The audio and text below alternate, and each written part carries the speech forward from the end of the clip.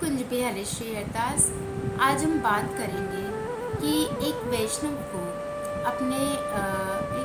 को कंठी और तिलक क्यों धारण करना अनिवार्य है। तो सबसे पहले तो कंठी और तिलक की इतनी बड़ी महिमा है कि जब भी कोई तिलक या कंठी को हमारे पास देखता है कि हमने तिलक और कंठी धारण की है, तो वो तुरंत इस बात का अंदाज़ा लगा लेता है, तुरंत जान जाता है कि ये हरि के दास है, इन्होंने हरि का दासत्व स्वीकार किया हुआ है। तो सबसे बड़ी महिमा तो कंठी और तिलक की यही है कि बस इसको देखते ही हमें लोग तुरंत ठाकुर जी से जोड़ते हैं, जो हमारे लिए बहुत ही सौभाग्य का विषय है। दूसरी बात, कंठी और तिलक के बारे में हम पृथक पृथक वार्तालाप करेंगे। तो सबसे पहले मैं कंठी के विषय में, मैं तिलक के विषय में आपसे बात करती हूँ। तिलक को बिहारी जी का चरण चिन्ह भी माना जाता है। लोग कहते हैं कि ये बिहारी जी की चरण चिन्ह है जो हम अपने मस्तक पे धारण करते हैं, और इसको तिलक को ऊर्ध्व पुंड्र बोला जाता है। संस्कृत में उंगलियों को पुंड्र और ऊर्ध्व का होता है अर्थ ऊपर की ओर। तो जो वैष्णवों का जो तिलक होता है ना, उसको ऊर्ध्व पुंड्र कहा जाता है, यानी कि ऊपर की ओर किया गया है तिलक। तो तिलक की तो बहुत बड़ी महिमा है।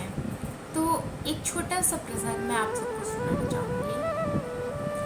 एक बार एक चांडाल था, तो उसने शिकार करने के लिए एक कबूतर के ऊपर निशाना साधा अपने तीर से, और दूसरी ओर एक बाज था, उसने भी कबूतर पर झपट्टा मारने के लिए उसके ऊपर निशाना साधा। तो कबूतर जो बीच में था वो डर गया। उसने सोचा, अब मैं क्या करूँ, मैं तो यहाँ से भी मरूंगा, और अगर यहाँ से बच गया तो वहाँ से मरूंगा, अब मैं क्या करूँ। तो उसने तुरंत हरि को याद किया। उसने हरि से बोला कि उनकी रक्षा करें, उसकी रक्षा करें। तो हरि तो शरणागत वत्सल है, कर तुम अगर तुम अन्यथा कर तुम है। तो उन्होंने ऐसी लीला की कि सर पाया बहुत ही विषैला, और उसने उस चांडाल के पैरों में डस लिया, जिससे कि चांडाल के तुरंत ही प्राण पखेरु उड़ गए, और गिरते गिरते उसका जो वो निशाना उसने कबूतर पे साधा था, वो निशाना छूट गया, और वो बाण सीधे जाके उस बाज को लगा, जिससे कि बाज भी मर गया।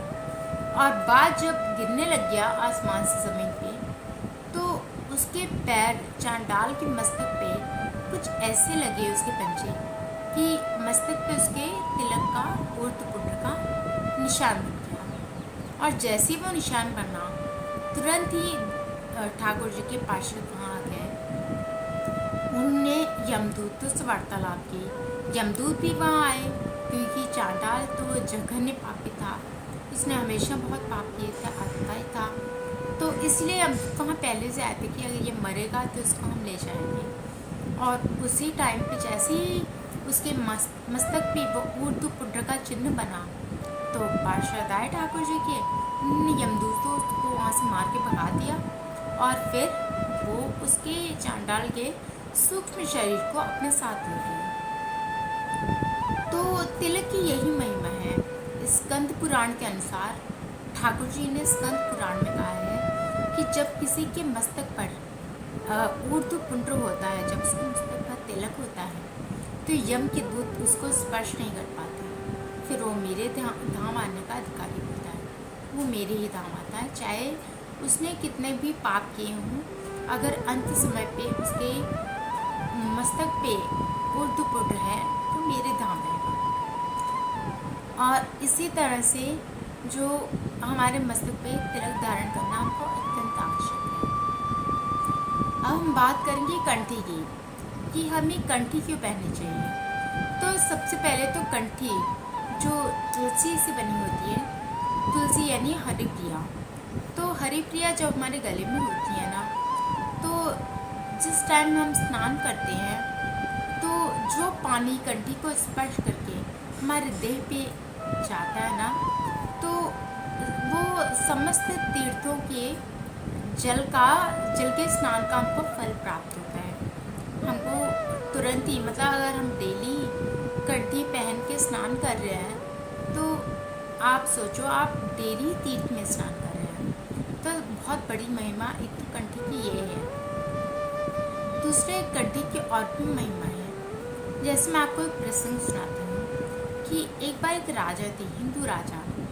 तो उनका एक सेवक था जो मुस्लिम था।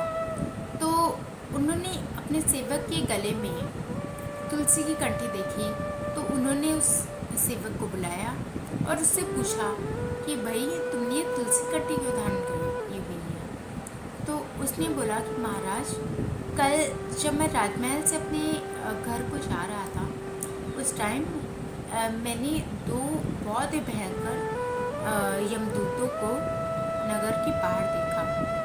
तो पहले तो मैं उनको देख के डर गया, फिर मैं हिम्मत करके उनके पास गया और मैंने उनसे पूछा, आप लोग कौन हैं और यहाँ क्या कर रहे हैं। तो उन्होंने मुझसे बोला कि हम यमदूत हैं और अभी थोड़ी देर के बाद यहाँ से एक किसान आएगा जो अपने बैलों को लेकर जा रहा होगा और कुछ क्षण के लिए उसके बैल जो है वो बिदक जाएंगे और बिदकने के बाद खींचातानी में वो किसान नीचे गिरेगा और उस बैलों के जो बैल का पंजा है वो किसान के सीने पे आएगा, जिससे किसान की मृत्यु हो जाएगी।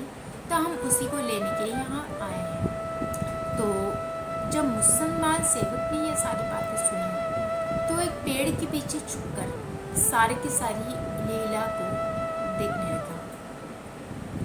तो उसने देखा कि बिल्कुल वैसे ही हुआ था जैसे यमदूत ने बोला था। मतलब किसान आया, बैल पित के और बैलों ने अपना पैर किसान के सीने पर रख दिया और किसान की मृत्यु हो गई। लेकिन उसके बाद उस मुस्लिम सेवक ने देखा कि यमदूत उसके शरीर, सूक्ष्म शरीर को ना ले जाके दो दिव्य महापुरुष वहाँ प्रकट हुए और वो यमदूतों से उन्होंने वार्तालाप की और फिर वो उस किसान के सूक्ष्म शरीर को अपने साथ विमान में बिठाकर ले गए। तो मुसलमान सेवक ने जब ये सब देखा तो यमदूतों के पास आया। तो उसने आकर उनसे पूछा कि आपने तो कहा था आप लेकर जाएंगे, पर आप क्यों नहीं लेकर गए। तो यमदूतों ने बोला बिल्कुल, उसको तो हम ही ले जाते, लेकिन जब बैलून ने उसके शरीर पे अपना पैर रखा और जब उसकी मृत्यु हुई ना, तो संयोगवश उसका शरीर एक तुलसी के पौधे से टकरा गया और जिस शरीर से तुलसी का पौधा स्पर्श कर जाए ना, वो शरीर फिर हमारा नहीं रहा, फिर तो वो ठाकुर जी के लोग जाने का अधिकारी हो जाता है। तो इसीलिए ठाकुर जी के पार्षद आए और उसको अपने साथ ले गए। तो यही है, जब इसको राजा ने सुना, उन्होंने खुद भी तुलसी की कंठी धारण की और उसके साथ के साथ अपने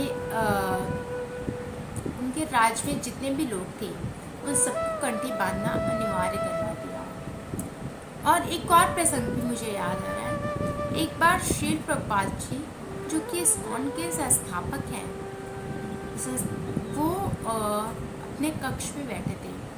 उसी समय उनका एक सेवक उनके पास आया, उनका एक शिष्य उनके पास आया और शिष्य ने उनसे, शिष्य को जब उन्होंने देखा तो उन्होंने देखा शिष्य ने कंठी धारण नहीं की है।